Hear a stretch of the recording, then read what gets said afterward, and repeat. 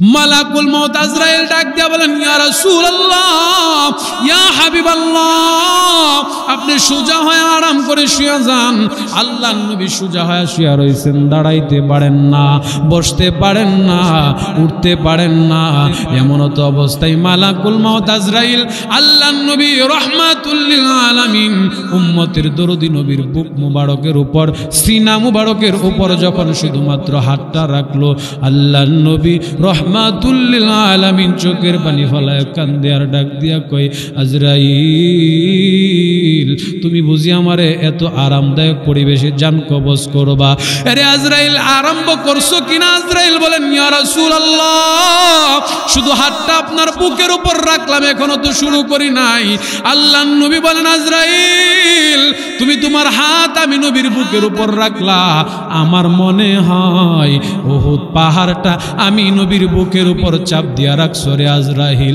আজরাইল, আমার উপর তোমার হাত রাখার আযাব আর চাপ যদি এত বেশি হয়, না জানি মৃত্যুর যন্ত্রণাটা কেমন হইব রে আজরাইল, না জানি আমার গুনাহগার উম্মতের মৃত্যুর যন্ত্রণাটা কেমন হইব।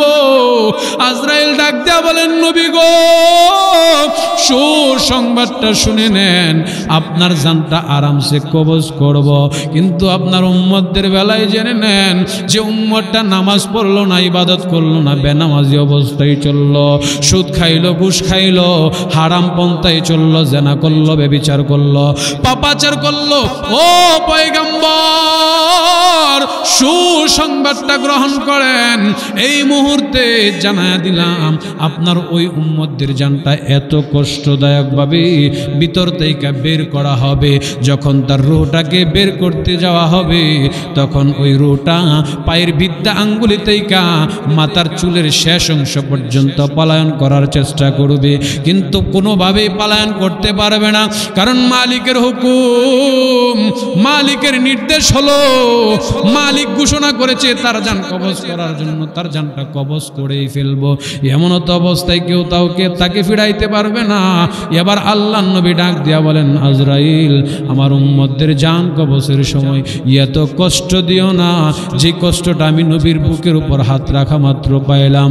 আল্লাহর নবী বলেন, আমার কোন নেককার উম্মতদেরকে, আমার কোন আমলওয়ালা ঈমানওয়ালা মুত্তাকি উম্মতদেরকে এত সুন্দরভাবে জানটা কবজ করবা যেন তারা টের না পায়। সুবহানাল্লাহ।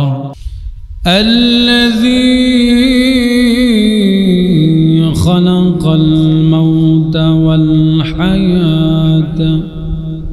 والحياة ليبلوكم أيكم أحسن عملا صدق الله العظيم. وقال تعالى في شان حبيبه ومحبوبه ومعشوقه مخبرا وآمرا إن الله وملائكته يصلون على النبي يا أيها الذين آمنوا صلوا عليه وسلموا تسليما صلى الله عليه وسلم صلى الله على محمد صلى الله عليه وسلم. নবীজির পিতা আব্দুল্লাহ, নবীজির মাতা আমিনা, নবীজির দুধমা হালিমা সাল্লাল্লাহু আলাইহি ওয়াসাল্লাম, সাল্লাল্লাহু আলা मुहम्मद सल्लल्लाहु अलैहि वसल्लम। नहीं दो जहान मिसाल मुहम्मद, जमाल खुदा है कमाल मुहम्मद, बलगल उला बि कमालिही, कशफत दुजा बि जमालिही। सल्लु अलैहि व आलिहि, ला इलाहा इल्लल्लाह, ला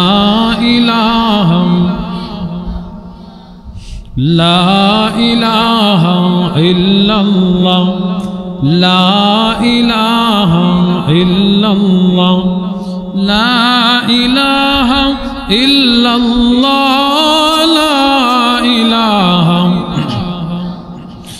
ला इलाहा इल्लल्लाह, मुहम्मदुर रसूलुल्लाह सल्लल्लाहु अलैहि वसल्लम।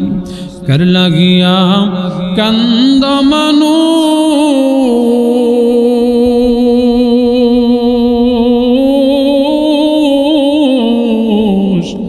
कर लगिया हाशो और कर लगिया कंद मनुष,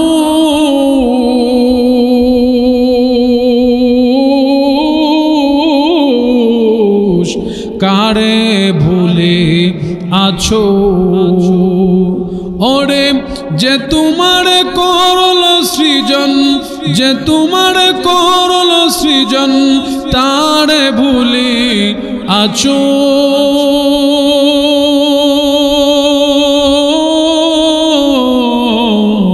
कर लगिया कंध मनुष, कार भूले आछो। আলহামদুলিল্লাহ, আল্লাহ তাআলার দরবারে লাখো কোটি শুকরিয়া আদায় করে নিচ্ছি, যিনি আমাদেরকে দয়া করে মায়া করে মেহেরবানি করে আজকের এই ইসলাহি মজলিসে আসার বসার তৌফিক টুকুন দান করেছেন। এই জন্য সে মহিয়ান গড়িয়ান দয়াময় প্রভুর দরবারে কালিমাতুশ শুকর আদায় করে নিচ্ছি, যে মহান মালিক আমাদেরকে আজকের এই মহতি মজলিসে বসার তৌফিক দান করেছেন। এজন্য সে মহান মালিককে রাজি খুশি করার লক্ষ্যে কালিমাতুশ শুকর আদায় করে নিচ্ছি। আলহামদুলিল্লাহ। সম্মানিত শুধু আমি আপনাদের খেদমতে মহাগ্রন্থ আল কোরআনের ছোট্ট একখানা আয়াতে কারিমার অংশ বিশেষ তিলাওয়াত করেছি। নবীজির অসংখ্য হাদিস থেকে ছোট্ট একখানা হাদিস তিলাওয়াত করেছি। আয়াত হাদিসকে সামনে নিয়ে কিছুক্ষণ কথা বলবো। আল্লাহ তাআলা আমাকে এবং আপনাদেরকে সে কথাগুলো বুঝে আমল করার তৌফিক দান করে বলেন আমিন। এই পৃথিবীর জমিনে আমরা একদিন কেউ ছিলাম না, এখন আছি, আবার একদিন কেউ থাকবো না। এই কথাটা সত্য না মিথ্যা? কতটুকুন সত্য? যেই যে পৃথিবীতে একদিন আমরা থাকবো না, মৃত্যুবরণ করব। দেশের যত ধর্ম অবলম্বী আছে, যে যে ধর্মের অনুসারী হোক না কেন, হিন্দু বৌদ্ধ খ্রিস্টান, প্রত্যেকেই এক জায়গাতে একমত যে মৃত্যু একদিন হবে, মরতে একদিন, মৃত্যু থেকে বাঁচার কোনো উপায় নাই। অনেকের অনেক বিষয় নিয়ে ইসলামের মত পার্থক্য থাকতে পারে, কিন্তু মৃত্যু সম্পর্কে কারো কোনো অভিযোগ দ্বিমত পোষণ করার সুযোগ নেই। হিন্দু বৌদ্ধ খ্রিস্টান সবাই একমত যে মৃত্যু একদিন। এই পৃথিবী জিনাকে কেন্দ্র করে আল্লাহ তাআলা বানিয়েছেন। মুহাম্মদুর রাসূলুল্লাহ সাল্লাল্লাহু আলাইহি ওয়াসাল্লাম তিনি কি থাকতে পেরেছেন? তিনাকে একদিন মৃত্যুর স্বাদ গ্রহণ করা লেগেছে। মা আয়েশা সিদ্দিকা রাদিয়াল্লাহু তাআলা আনহা বলেন, পৃথিবীর মানুষ আমি একদিন তাকায় দেখি আল্লাহর রাসূল সাল্লাল্লাহু আলাইহি ওয়াসাল্লামের অন্তিম মুহূর্তে, ইন্তিকালের পূর্ব সময়ে আল্লাহর রাসূল সাল্লাল্লাহু আলাইহি ওয়াসাল্লাম চোখের পানি ছেড়ে ছেড়ে কান্না করতেছেন। তামবিহুল গাফিলিন নামক কিতাবের মধ্যে ইমাম ফখী আবুল আইস সামারকন্দি রাহমাতুল্লাহি আলাইহি বলেন যে আল্লাহর রাসূলের ইন্তিকালের পূর্বে নবীজির অবস্থাটা এতটাই দুর্যোগপূর্ণ ছিলেন, এতটাই নাজুক পরিবেশ ছিলেন যে আল্লাহর রাসূল চোখ বেয়ে বেয়ে পানি জমিনে পড়তেছিল। সুবহানাল্লাহ। মা আয়েশা সিদ্দিকা রাদিয়াল্লাহু তাআলা আনহা বলেন, আরে দুনিয়ার মানুষ, নবীজির ইন্তেকালের সময় আমি আয়েশা আল্লাহর নবীর কাছে ছিলাম। তাকায় দেখি আল্লাহর নবী রাহমাতুল লিল আলামিন চোখের পানিগুলো ছেড়ে ছেড়ে কান্না করতেছেন। আমি আল্লাহর নবীকে জিজ্ঞাসা করলাম, ইয়া রাসূলুল্লাহ, ইয়া হাবিবাল্লাহ, ও প্রাণের স্বামী, কেন কান্না করতেছেন? কান্নার কারণটা কি? নবী আমার ডাক দিয়া বলেন, আয়েশা, আমার মনে হয় আমার মৃত্যুর সময় বড় ঘনিয়ে এসেছে রে আয়েশা। আল্লাহর রাসূল সাল্লাল্লাহু আলাইহি ওয়াসাল্লাম চোখের পানি ছেড়ে ছেড়ে কান্না করেন। চোখের পানি দ্বারা চেহারা মুবারক ভিজে যাইতেছিল। এমন তো অবস্থায় আল্লাহর নবী রাহমাতুল লিল আলামিন মা আয়েশা সিদ্দিকাকে ডাক দিয়া বললেন, আয়েশা, আমার কলিজার টুকরা ফাতেমাকে খবর দাও। হযরত ফাতেমাকে যখন খবর দেওয়া হয়, ফাতেমা আল্লাহর নবীর কাছে আয়েশা মাতার পাশে দাঁড়ায় রইছে। ফাতেমাও কান্দে, আল্লাহর নবীও কান্দে। বাবা গো, শুনেছি 3 দিন যাবৎ আপনার দানা পানি বন্ধ হয়ে গেছে, আপনি খাবার দাবার বন্ধ করে দিয়েছেন। ও আব্বা জান, কারণটা কি? মায়ান নবী রাহমাতুল লিল আলামিন হযরতে ফাতেমার চেহারার দিকে তাকায় তাকায় আরো বেশি কান্না করতে লাগলো। এমন তো অবস্থায় মায়ান নবীর কানের মধ্যে একটা আওয়াজ আসলো, কে যেন বাহির থেকে বারবার সালাম দিতেছে, আসসালাতু ওয়াসসালামু আলাইকা ইয়া রাসূলুল্লাহ, আসসালাতু ওয়াসসালামু আলাইকা ইয়া হাবিবাল্লাহ। নবী গো, আপনি অনুমতি দিলে ঘরে প্রবেশ করতাম। আল্লাহর নবী রাহমাতুল লিল আলামিন হযরত ফাতেমাকে ডাক দিয়া বললেন, ফাতেমা, তাকায় দেখো, ঘরের বাইরে, দরজার বাইরে কে যেন দাঁড়ায় দাঁড়ায় বারবার সালাম দেয়। হযরত ফাতেমা দরজার কপটগুলো খোলা মাত্র তাকায় দেখে বিশাল আকৃতির একজন ব্যক্তি দেখা যায়, যার 2টা পা জমিনের মধ্যে, মাথাটা আসমানের মধ্যে লেগে রয়েছে।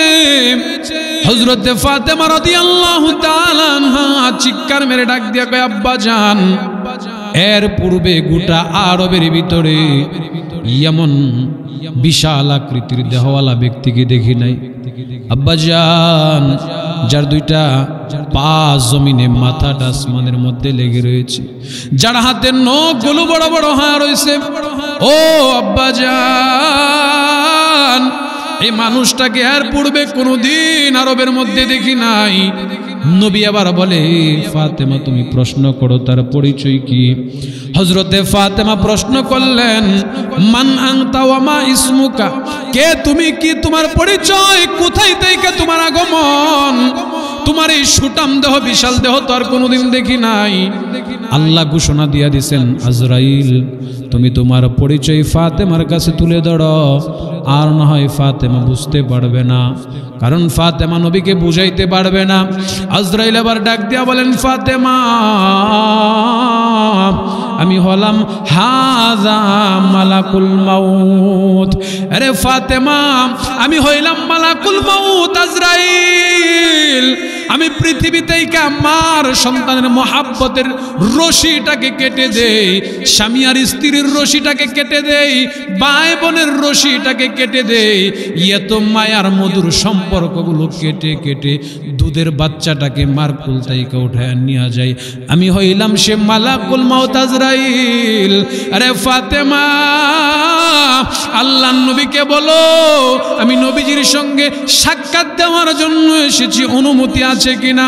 মা আয়েশা ডাক দিয়া বলেন, দুনিয়ার মানুষ। সাথে সাথে ফাতেমা দরজার কপটগুলো লাগায়া দেয়। আল্লাহর নবী ডাক দিয়া কই, ফাতেমা, আগন্তুক মেহমান কি কোনো পরিচয় দিয়েছে কিনা? ফাতেমা ডাক দিয়া বলেন, ইয়া রাসূলুল্লাহ, ইয়া হাবিবাল্লাহ, ও আব্বাজান, হ্যাঁ হ্যাঁ পরিচয় দিয়েছে। এটা এমন এক মেহমান গো আব্বাজান, যার নাম হইল হাজা মালাকুল মাউত। ও আব্বাজান, শুনেছি আজকে 3 দিন 3 রাত্র পেরিয়ে গেল, আপনার দানা পানি বন্ধ হয়ে গেছে, আপনার খাবার দাবার বন্ধ হয়ে গেছে। আব্বাজান, এমন তো অবস্থায় আপনার সামনে মালাকুল মাউত আজরাইল উপস্থিত। বাবা গো, আমার আর পূজার বাকি নাই, মালাকুল মাউত আজরাইল ঘরে আসতে চাই, অনুমতি দিলে তো আপনাকে নিয়ে যাবে। না না, আজরাইলকে ঘরে প্রবেশ করার অনুমতি দেওয়া যাবে না। আল্লাহর নবী ডাক দিয়া বলেন,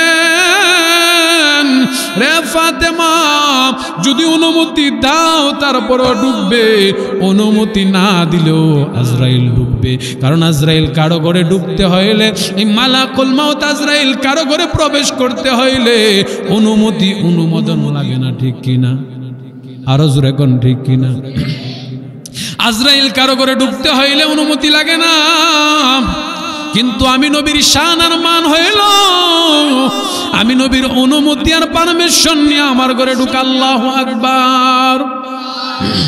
আরে ফাতেমা, অনুমতি দিয়া দাও। ফাতেমা বলেন, না না আব্বা গো, আপনার নিয়ে যাওয়ার অনুমতি আমি ফাতেমা দিতে পারি না। আপনি চলে গেলে আমি ফাতেমা কেমনে থাকবো, হাসান হুসাইন কেমনে থাকবে? আল্লাহর নবী ডাক দিয়া বলেন, ফাতেমা, যাওয়া না যাওয়া হলো পরের বিষয়, মেহমানকে ঘরের ভিতরে ঢুকতে দাও। আমার অনুমোদন ছাড়া আমার জান দিবে না, এটা আমার বিশ্বাস। মালাকুল মাউত আজরাইলকে যখন ঘরের ভিতরে ঢুকতে দেওয়া হয়, মালাকুল মাউত আজরাইল নবীজির শিয়রে দাঁড়ায়া গুনগুন কণ্ঠে সালাতু সালাম পাঠ করে, ইয়া রাসূলুল্লাহ, ইয়া হাবিবাল্লাহ, নবী গো সালাম গ্রহণ করেন। ইয়া রাসূলুল্লাহ, ইয়া হাবিবাল্লাহ, এই মুহূর্তে আমার আল্লাহ আমাকে 2টা সুসংবাদ দিয়া পাঠাইছে। রে আজরাইল, বলো বলো কি সুসংবাদ? ইয়া রাসূলুল্লাহ, ইয়া হাবিবাল্লাহ, প্রথম নাম্বার সুসংবাদ হইল, আপনি যদি দুনিয়াটাকে পছন্দ করেন, দুনিয়াটার মধ্যে কিছুদিন থাকতে চান, আমার আল্লাহ আপনাকে দুনিয়াতে কিছুদিন থাকার সুযোগ দিবেন।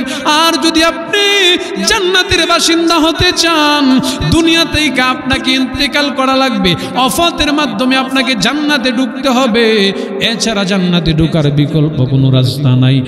নবী গো, এবার বলেন আপনি দুনিয়াতে থাকবেন না জান্নাতের বাড়িতে যাবেন?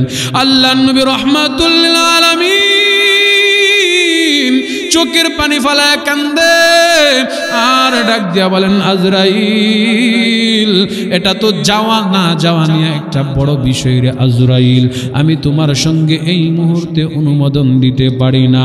তুমি আমার কাছে জিব্রাইলকে পাঠাও, যে জিব্রাইল আমার মালিকের পক্ষ থেকে প্রতিনিয়ত আমার কাছে প্রতিদিন এভরিডে ওহী নিয়ে আসতো, ওই জিব্রাইলের সঙ্গে আমি কথা অবগতন করে আমি তোমাকে জানিয়ে দেব।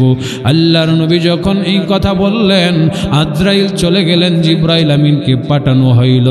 মালাকুল মাউত আজরাইল চলে যাওয়ার পর জিব্রাইল আমিন আইসা আল্লাহর নবীর চোখের সামনে দাঁড়ায়া, চেহারা মুবারকের সামনে দাঁড়ায়া উপলব্ধি করতে পারল মায়ার নবী অজরে চোখের পানি ফালায়া কান্না করতেছেন।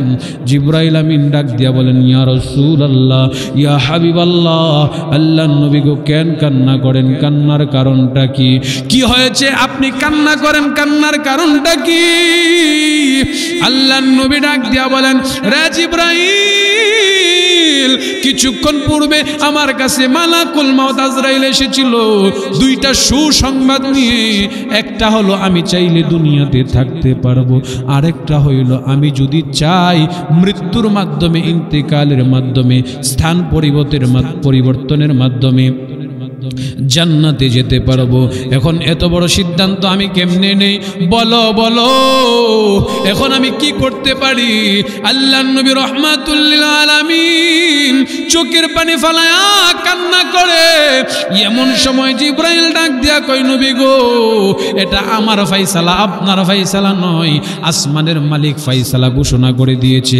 মালিক কি বলে এবার আপনি শুনেন গো নবী।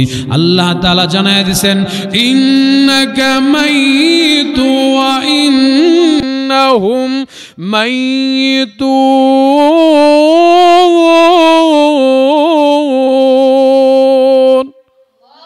ও নবী, আপনি টেনশন করবেন না, কান্না করবেন না, হতাশাগ্রস্ত হবেন না। এই মৃত্যুটা শুধু আপনি একা গ্রহণ করেছেন, করবেন এমন নয়। আপনার একদিন মৃত্যু হবে। আপনার বিরুদ্ধে আচরণ যারা করে, আপনার বিরোধিতা যারা করে, বেঈমান কাফের, তাদেরও একদিন মৃত্যু হবে। এই মৃত্যু থেকে কেউ বাঁচতে পারবে না, ঠিক কিনা? মৃত্যু থেকে বাঁচা তো সম্ভব। হায়াত দিয়া তোমাকে দুনিয়াতে পাঠাই না, সংক্ষিপ্ত হায়াত দিয়া পাঠাইছি। আল্লাহ আমার তিলাওয়াতকৃত আয়াতের মধ্যে বলেন, এরে দুনিয়ার মানুষ, তোমাদেরকে আমি আল্লাহ এত সংকীর্ণ, এত ছোট্ট একটা হায়াত দিয়েছি, যে হায়াতটাকে আমি আল্লাহ গণনা করি নাই, আমি আল্লাহ গণার মধ্যে দড়ি নাই। আল্লাহ পাক রব্বুল আলামিন বলেন, আল্লাযী খালাকাল মাউতা ওয়াল হায়াত। এক নাম্বার তোমাদেরকে হায়াত দিলাম, হায়াত। এর পূর্বে আল্লাহ বলেন মাউত তোমাদেরকে দিয়েছি, হায়াতের পূর্বে তোমাদের জন্য মৃত্যুকে সেটেল করে রেখেছি, মৃত্যুকে নির্ধারণ করে রেখেছি। এরে বান্দা, তুমি চাইলেও দুনিয়াতে থাকতে পারবা না। আমি আল্লাহ তোমার জন্য একটা লিমিট করে দিলাম, যে লিমিট পরিমাণ সময় তুমি থাকতে পারবা। তুমি কি দেখো না আমার যে বন্ধু, যার জন্য আমি আসমান বানাইলাম, জমিন বানাইলাম, তিনাকেও দুনিয়া থেকে আমি আল্লাহ উঠায় নিলাম। কেন নিলাম? আমি বুঝাইলাম, কেউ যদি জান্নাত চাই, জান্নাতে প্রবেশ করতে চায়, তিনি যেন জান্নাতের আশা অন্তরে লালন করলে মৃত্যুটা সদয়ে গ্রহণ করে, মৃত্যুটা যেন সে ইচ্ছাভাবে পোষণ করে মনের মধ্যে। কারণ মৃত্যু ব্যতীত জান্নাতে যাওয়া সম্ভব নয়। এই জন্য আল্লাহর নবী বলেন, প্রকৃত মুমিন যারা, প্রকৃত মুমিন সদা সর্বদাই মৃত্যুর ভয় অন্তরে লালন করবে, মৃত্যুর কথা অন্তরে লালন করবে। আরে মৃত্যুর ভয় কারে কয়? মৃত্যুর ভয় তো আজকে আমাদের মধ্যে নাই। না থাকার কারণে যখন যে জায়গায় যেভাবে মনে হয় গুনাহ করতে পারি, নাফরমানি করতে পারি। অথচ মৃত্যুর ভয় এমন এক জিনিস, প্রতিটা মানুষের অন্তরে যদি আমাদের মৃত্যুর ভয় থাকতো, আমরা জাহান্নাম থেকে বাঁচতে পারতাম। কবরের ভয় যদি অন্তরে থাকতো, আমরা জাহান্নাম থেকে বেঁচে যাইতাম, ওলি আল্লাহ হয়ে যাইতাম। কিন্তু আজকে মৃত্যুর ভয় না থাকার কারণে আমরা এতটাই উদাসীন আর গাফেল হয়ে চললাম। মুসলমান, যেই কথাটা বলতেছিলাম, এই পৃথিবীতে কেউ চিরস্থায়ী নয়, কেউ থাকতে পারবে না। আল্লাহ তো নিজেই বলেছেন, আল্লাযী খালাকাল মাউতা ওয়াল হায়াতা লিয়াবলুয়াকুম আইয়ুকুম আহসানু আমালা। আল্লাহ পাক রব্বুল আলামিন বলেন, ও মানুষ, আল্লাযী নিশ্চয় নিশ্চয় তোমাদের জন্য মাউত সৃষ্টি করেছি, মৃত্যুকে প্রথমে, ওয়াল হায়াতা অতঃপর তোমাদেরকে ছোট্ট একটা সংকীর্ণ হায়াত দিলাম। হায়াতটার নির্ধারণ কতটুকুন বলে কতটুকুন? কেউ 50 বছর, কেউ 40 বছর, কেউ 60 বছর, কেউ 70 বছর, বেশি থেকে বেশি হলে 80 বছর বাঁচে। আল্লাহ পাক বলেন, এর চেয়ে বেশি তো কেউ বাঁচে না। আমি আল্লাহ এই হায়াতটাকে হায়াত বলে গণনা করলাম না। এই হায়াতটাকে তোমরা তিনটা ভাগে বিভক্ত করো। আরে বান্দা, তোমার যখন একটা শিশুকালের পর কৈশোরকাল আসে, ওই কিশোরকাল পর্যন্ত আমি আল্লাহ তোমার উপর কোনো বিধিবিধান দেয় না, আমি আল্লাহ তোমাকে কোনো ইবাদতের নির্দেশ দেয় না, তোমার উপর কোনো ইবাদত সাবেত করি নাই, ফরজ করি নাই। রে বান্দা, তুমি অন্যায় করলে সমাজের মানুষ অন্যায় ধরে না, বলে বাচ্চা মানুষ অন্যায় করছে, অন্যায় না, ঠিক কিনা? বাচ্চা মানুষ অন্যায় করছে, এটা কোনো অন্যায় না। এভাবে তোমার প্রায় 12 বছর অতিক্রম হয়ে গেল। এরপরে তোমাকে মধ্যবর্তী একটা সময়, তোমাকে যৌবন বড় একটা সময় দেওয়া হলো। তুমি তোমার যৌবনের তাড়নায় চাইলে ঘানের আসরে যাইতে পারবা। এ মুসলমান যুবক, চাইলে তুমি জেনার আড্ডায় যাইতে পারবা, চাইলে তুমি মদের আড্ডায় যাইতে পারবা, চাইলে তুমি নেশার আড্ডায় যাইতে পারবা, কেউ তোমাকে বাধা দিবে না। কিন্তু যে মালিক যৌবন দিছে, যেই মালিক যৌবন দিছে, ওই মালিক ডাক দেয়া বলেন, গোলাম, যে যৌবনটা আমি আল্লাহ দিলাম, এই যৌবনে পদার্পণ করার পর তোর দাম এতটাই বেড়ে গেল, এতটাই বেড়ে গেল। সমাজের নেতৃত্বকে চাই, নেতা তোকে চাই, কারণ তোর যৌবন ভরা সুটাম দেহটা, তুই যখন নেতার পিছে হাঁটবি, নেতার প্রমোশন বেড়ে যাবে। এর যুবক ভাই, মুরব্বী বাবা, সমাজের মধ্যে সামাজিকভাবে নজন অবস্থায় যুবকের সম্মান থাকে, যুবকের কথার পাওয়ার থাকে, হাঁটা চলার পাওয়ার থাকে। আল্লাহ পাক রব্বুল আলামিন বলেন, এই যে যৌবন কালটা 40-45-এর পরে 50-এর পরে যখন বাটার দিকে নেমে আসে, রে বান্দা, যখন তোমার বার্ধক্য চলে আসে, তুমি হাঁটতে পারো না, চলতে পারো না, আগের নেই ভালোভাবে সমাজের মধ্যে নিজেকে পরিচালনা করতে পারো না। সকালে কি কইছো দুপুরে মনে থাকে না, দুপুরে কি কইছো সন্ধ্যায় মনে থাকে না, তোমার মাথার সেন্স হারায় ফেলছো। এরে বান্দা, তখন তোমারে আর কেউ দাম দেয় না, তখন তোমার আপন সন্তান তোমার কথা শুনে না, তোমার বিবি তোমার কথা শুনে না। কই পের করেন না, অতিরিক্ত এক্সট্রা কথা বইলেন না, আপনার খাবারের প্রয়োজন, খাবার খান, ঠিক কিনা? কেন? বিদ্যা বয়সে কথা বললে সে কথার কোনো ওজন থাকে। তাহলে বোঝা গেল বিদ্যা বয়স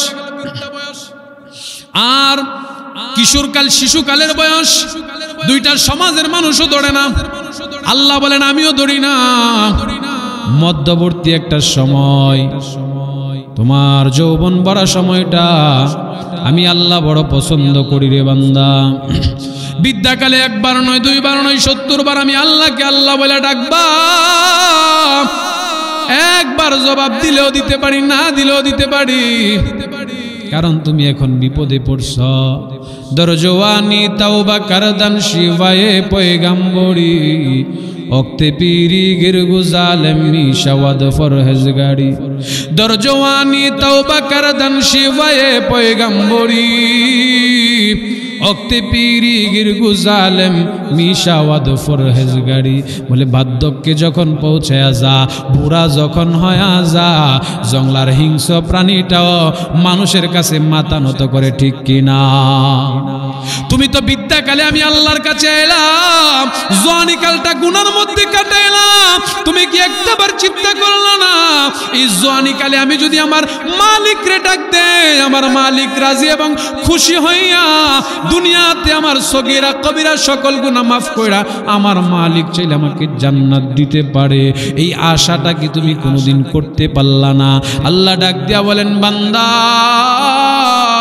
সাবধান, সাবধান, এই ক্ষণিকের সময়টাকে তোমরা এত মূল্যবান মনে করলা, আমি আল্লাহ এই ক্ষণিকের দুনিয়াটাকে মূল্যবান মনে করি না, দুনিয়ার নাজ নিয়ামতকে মূল্যবান মনে করি না। যদি মূল্যবানই হইতো, একটা বেঈমান কাফের খেতে পারতো না, এক গ্লাস পানি পর্যন্ত পাইতো না, না খায়া কলিজা ফেটে মারা যাইতো। কথা কোন ঠিক কিনা? না খায়া মারা যাইতো। আল্লাহ বলেন, দুনিয়া আমার কাছে কোনো যদি দাম হইতো, দুনিয়ার বাদশাহী আল্লাহ সাদ্দাতকে দিতেন না, ঠিক কিনা? পৃথিবীর মধ্যে বড় বড় রাজা বাদশার মধ্যে সাদ্দাত একজন। বলে আল্লাহ কেন তাকে এত কিছু দিলেন, দুনিয়ার বাদশাহী দিলেন? কারণটা কি দেওয়ার? একটাই কারণ, আল্লাহ বুঝাইলেন দুনিয়ার কোনো কদর আমি আল্লাহর কাছে নাই, আমি আল্লাহর কাছে কদর হইল ওয়ামিলুস সলিহাত, নেক আমল যারা নিয়ে আসবা, রে বান্দা তোমার নেক আমল দেখে আমি আল্লাহ তোমাকে কদর করব, তোমার সুন্দর সুঠাম দেহ দেখে আমি আল্লাহ তোমাকে কদর করব না, ওজন দেব না রে বান্দা, আমি আল্লাহ তোমারে ওজন দেব, তোমারে মাপব তোমার আমল দিয়া, তোমার ঈমান দিয়া। এই জন্য যুবক ভাই মুরব্বী বাবা, যেই নবীর খাতিরে আল্লাহ আসমান বানাইলেন, জমিন বানাইলেন, মায়ার নবী রহমাতুল লিল আলামিন চোখের পানি ছেড়ে ছেড়ে যখন অজরে কান্না করতে লাগলো, জিবরাইল আমিন নবীকে আয়াত শোনায় দিল, নবী গো ইন্নাকা মাইয়িতু ওয়া ইন্নাহুম মাইয়িতুন, আপনিও একদিন মৃত্যুবরণ করবেন, আপনার বিরুদ্ধে আচরণ যারা করে তারাও একদিন মৃত্যুবরণ করবে, অতএব টেনশনের কোনো কারণ নাই, আপনি মৃত্যু নিয়ে পেরেশানি করেন না। আল্লাহর নবী চোখের পানি ফালা কান্না করে আর ডাক দিয়া বলেন, জিবরাইল আমি আমার নিজের জন্য কান্দি না। জিবরাইল বলে, নবী গো আপনি কি হাসান হুসাইনের জন্য কান্দেন? কারণ হাসান হুসাইনের জন্য কান্নার কারণ নাই, হাসান হুসাইনের তো আল্লাহ জান্নাত দিছে, জান্নাতের যুবকদের সর্দার বানাইছে। নবী কয়, না না আমি হাসান হুসাইনের জন্য কান্দি না। ইয়া রাসূলুল্লাহ, ইয়া হাবিবাল্লাহ, তাহলে কার জন্য কান্দেন?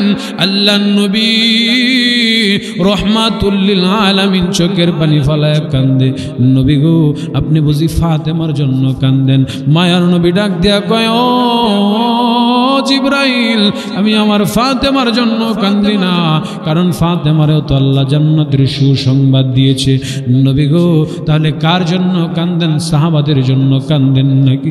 না না জিবরাইল, সাহাবীদের ব্যাপারে তো আল্লাহ বলেছেন রাদিয়াল্লাহু আনহুম ওয়া রাদু আন, আমার আল্লাহ তাদের প্রতি খুশি, তারাও আল্লাহর প্রতি খুশি।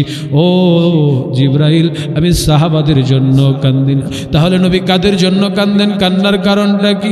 রা জিবরাইল আমি কান্দি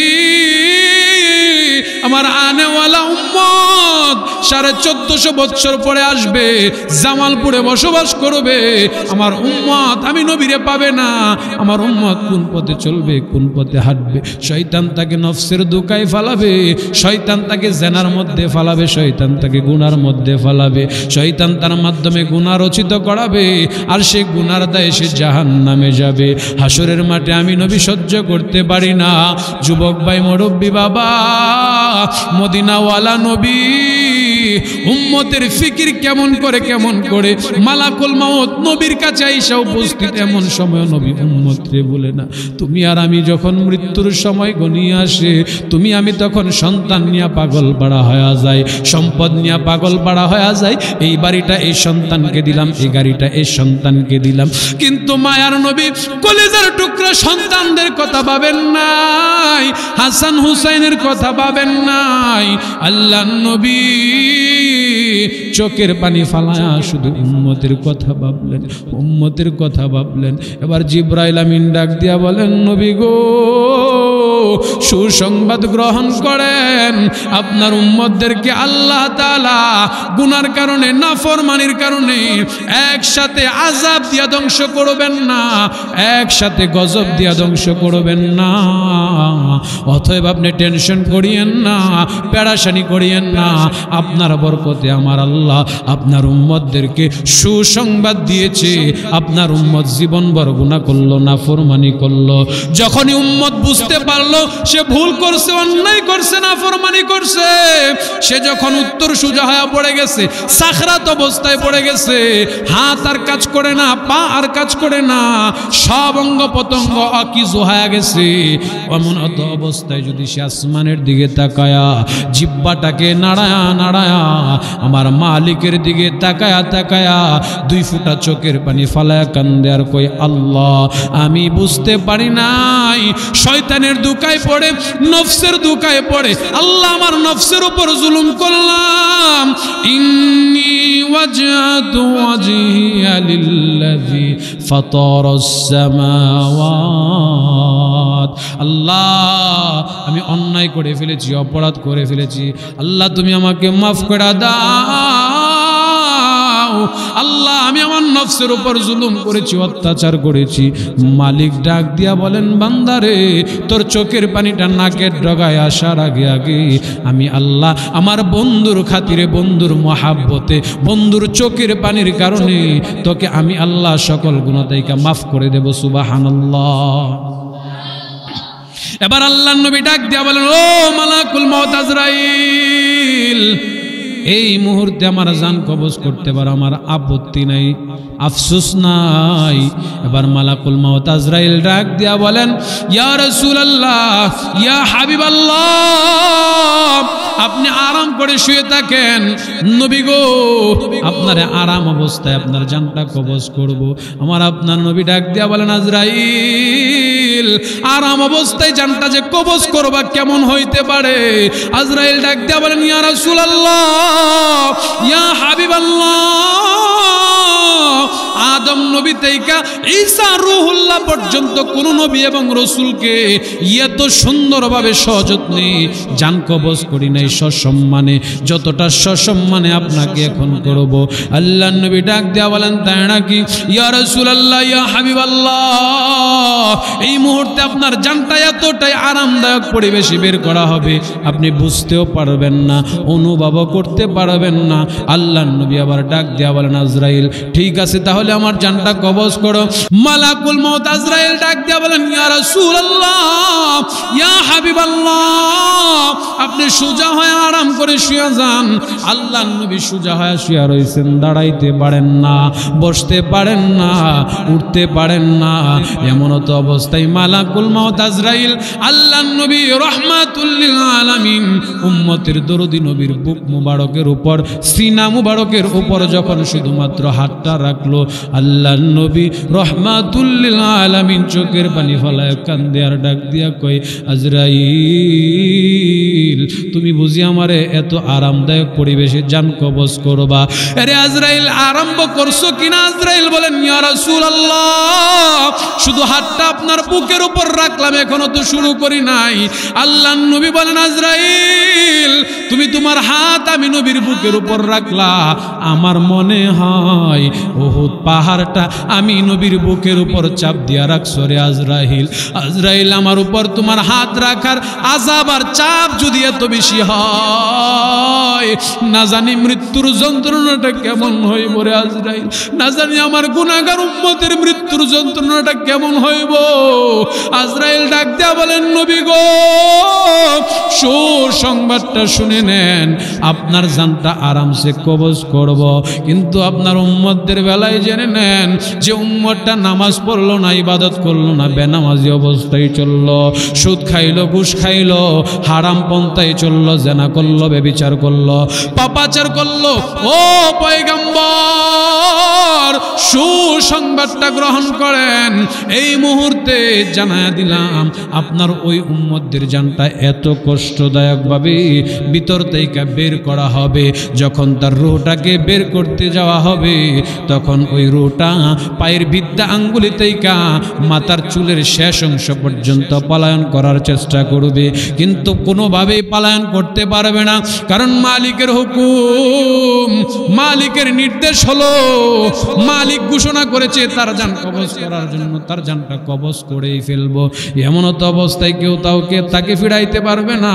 এবার আল্লাহর নবী ডাক দিয়া বলেন, আজরাইল, আমার উম্মতদের জান কবজের সময় এত কষ্ট দিও না, যে কষ্টটা আমি নবীর বুকের উপর হাত রাখা মাত্র পাইলাম। আল্লাহর নবী বলেন, আমার কোন নেককার উম্মতদেরকে, আমার কোন আমলওয়ালা ঈমানওয়ালা মুত্তাকি উম্মতদেরকে এত সুন্দরভাবে জানটা কবজ করবা যেন তারা টের না পায়। সুবহানাল্লাহ। তার জানটা এমন ভাবে কবজ করবা যেন সে বুঝতে না পারে। এজন্যই তো বলা হয়েছে, নেককার যারা, মুমিন যারা, মুত্তাকি যারা, তাদের মৃত্যুর পূর্বে তাদেরকে সিগন্যাল দেওয়া হয়। কি দেওয়া হয়? সিগন্যাল দেওয়া হয়। কেমন সিগন্যাল? আমিরুল মুমিনিন খলিফাতুল মুসলিমিন উমর খিলাফত কায়েম যখন করেন, খিলাফত চালায়, খলিফা হইয়া বাদশাহ হইয়া দেশ চালায়, তিনি একজন গোলাম রাখলেন, তিনি একজন ব্যক্তিকে ভাড়া করে রাখলেন তিনার নিজের ব্যক্তিগত কাজের জন্য। কিসের ব্যক্তিগত কাজ? বলে উমর রাদিয়াল্লাহু তাআলা আনহু বলেন, আমি 2 দিনার 2 দিরহাম দিয়া আমি একজন ব্যক্তিকে আমার কর্মচারী হিসাবে রাখলাম। তার কাজ কি? আমার খাবার দাবার ভরণ পোষণ দিবে এমনটা না, না, তারে শুধু রাখলাম প্রতিদিন বারবার আমার কানের কাছে আইসা যেন আমার মালাকুল মাউত মৃত্যুর কথাটা স্মরণ করায় দেয়। আমার কাছে যে একদিন মালাকুল মাউত আজরাইল আসবে, এই কথাটা যেন সে আমাকে দৈনন্দিন প্রতিদিন স্মরণ করায় দেয়। ইতিহাসবিদগণ বলেন, খলিফাতুল মুসলিমিন উমর 2 দিরহাম করে এই লোকটারে দিয়া এতদিন পরিমাণ রাখছে, যতদিন পরিমাণ তাহার চুল পাকে নাই, দাড়ি পাকে নাই। আমিরুল মুমিনিন হঠাৎ করে একদিন তাকায় দেখে একটা দাড়ি সাদা হয়ে গেছে। আমিরুল মুমিনিন ওই যে কর্মচারী ব্যক্তিটাকে ডাইকা আনছে, রে বাবা, আজকে তাইকা তোমার আর আমার কাজ করতে হবে না, আমার দরবার তাইকা তোমাকে ছেড়ে দিলাম, আজাদ করে দিলাম, মুক্ত করে দিলাম, তুমি তোমার মতো চলো, তুমি তোমার মতো ঘোরো। আমিরুল মুমিনিন এই কথা বলার পর কর্মচারী ব্যক্তিটা চোখের পানি ফেলা কান্না করে আর ডাক দিয়া কই, বাদশাহ, কি ভুল করলাম? কোন অন্যায়ের কারণে আপনার দরবার থেকে আপনি আমাকে বের করে দিলেন? আমিরুল মুমিনিন উমর ডাক দিয়া কয়, রে কর্মচারী, বলো তোমাকে দিয়ে আমি কি কাজ করাইতাম? কর্মচারী বলেন, প্রতিদিন আপনি মৃত্যুর কথা স্মরণ করাইতেন, আমি আপনার কানে কানে মৃত্যুর কথা স্মরণ করতাম।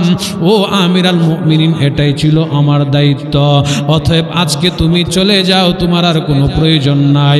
আমিরুল মুমিনিন, কেন চলে যাব কেন? ওমর ডাক দিয়া বলেন, রে আল্লাহর বান্দা, আমার কর্মচারী আমার দাড়ির দিকে তাকায় দেখো, আমার 2-1টা দাড়ি পেকে গেছে, অতএব এটাই আমার মৃত্যুর কথা আমাকে স্মরণ করাইয়া দিবে। যখন আমার দাড়ি পাকা শুরু হয়ে গেল, আমি বুঝতে পারলাম আমি উমর আর বেশি দিন এই দুনিয়াতে থাকবো না, আজ না হয় কাল আমার মৃত্যু চলে আসবে। এই জন্য যুবক ভাই, মুরব্বী বাবা, মৃত্যু কখন কার দুয়ারে আসে কেউ বলতে পারে না।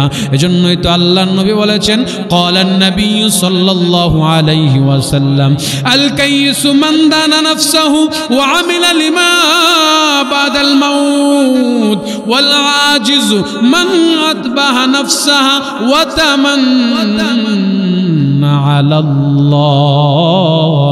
মায়ার নবীদের 1000 বছর পূর্বে বলেছেন, উম্মত পৃথিবীর মধ্যে সবচেয়ে বুদ্ধিমান ব্যক্তি ওই ব্যক্তি, বলে কোটি কোটি বিলিয়ন মিলিয়ন টাকার মালিক যিনি হয়ে গেল, না না, ওই ব্যক্তি আমার আল্লাহর কাছে বড় বুদ্ধিমান, বড় প্রিয় না।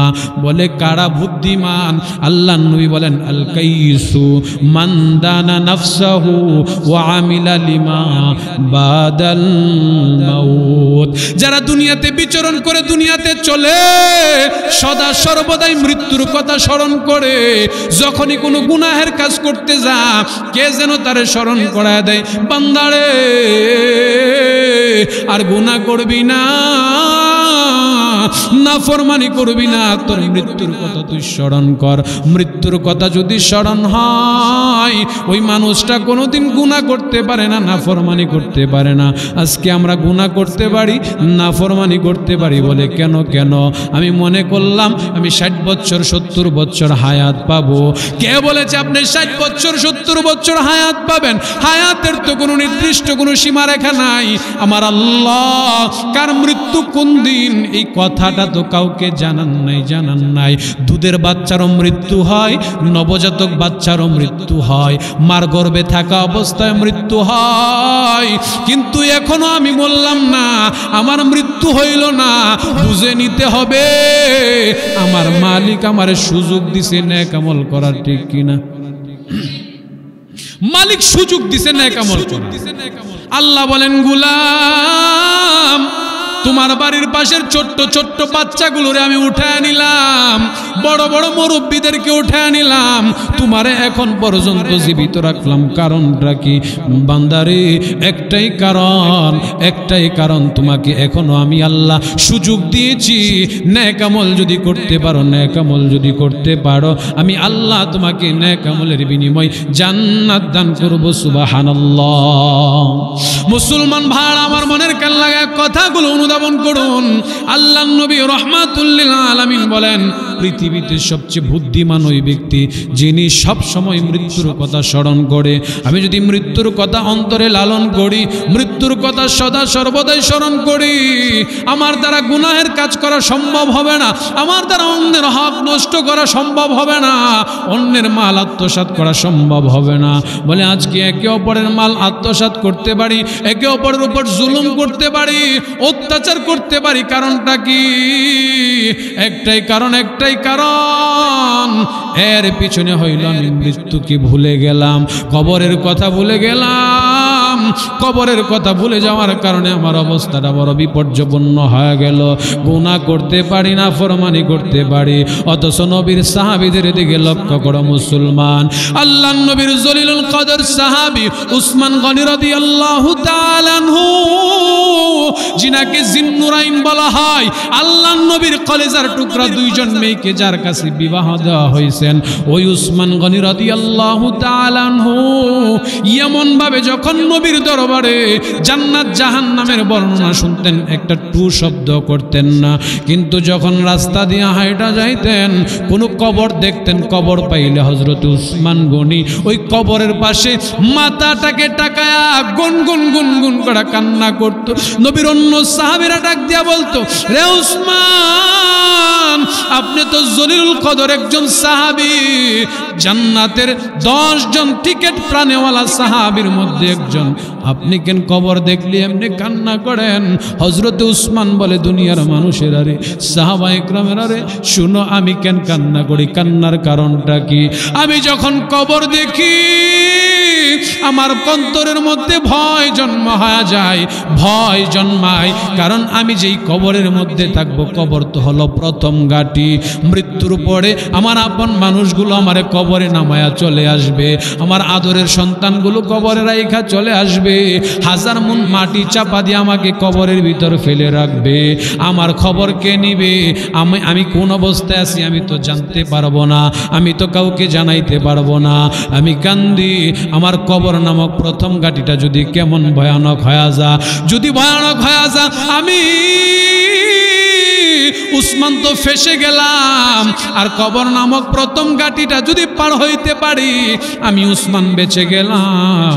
এই জন্য আমি উসমান প্রতিদিন চোখের পানি ফালায় কান্দি, আল্লাহু আকবার। তাহলে মৃত্যুর ভয় তাদের মধ্যে ছিল কিনা? আরে জোরে কোন ছিল কিনা? কি পরিমাণ ছিল? আল্লাহর নবীর জলিলুল কদর আরেকজন মহাব্বতের মানুষ, নবীজির প্রিয়তমা স্ত্রী মা খাদিজা রাদিয়াল্লাহু তাআলা আনহা ইন্তেকালের পূর্বে এত পরিমাণে কান্না করতে লাগলেন। মায়ার নবী বাহির তাইকা দিনের দাওয়াত দিয়া ঘরের ভিতর প্রবেশ করে দেখেন মা খাদিজা চোখের পানি ফালায়া কান্না করে, কান্নার কারণে কথা বলতে পারে না। আল্লাহর নবী জিজ্ঞাসা করেন, ও খাদিজা কান্না করেন কারণটা কি? কে আপনাকে কি বলেছে, কি মনে হয়েছে, কেন আপনি কান্না করেন, কান্নার কারণটা কি? মা খাদিজা ডাক দিয়া বলেন, ও আল্লাহর পয়গম্বর, আমি কান্দি, আমার মন সাক্ষী দেয় অল্প কিছুদিনের মধ্যে আমার মালাকুল মউত আমার কাছে চলে আসবে, আমার মৃত্যু হয়ে যাবে। নবী গো, আমি কান্দি, মৃত্যুর পরে কবরের মধ্যে কেমনে থাকবো?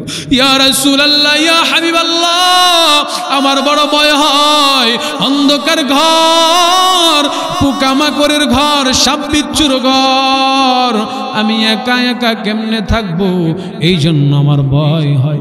আল্লাহর নবী ডাক দিয়া বলেন, খাদিজা কিসের এত ভয়, কিসের এত টেনশন? আমার আল্লাহ তো একবার দুইবার নয়, তোমাকে বহুবার সালাম দিয়েছে রে খাদিজা।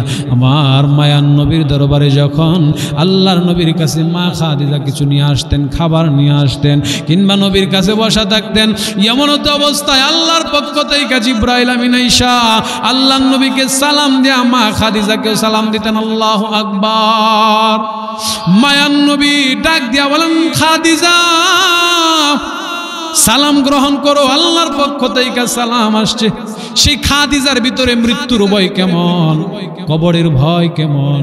আর আজকে আমরা এতটাই উদাসীন হইলাম, আমরা সমাজের খাদিজাদের চিত্র দেখলে বড় ভয় হয়। কারণ আমরা দেশের খাদিজা, আমরা দেশের মা বোনদের চরিত্রের দিকে তাকাইলে বড় মায়া লাগে, বড় হতাশা লাগে। কেমনে এই চেহারা আমার মালিকের দরবারে দেখাবে?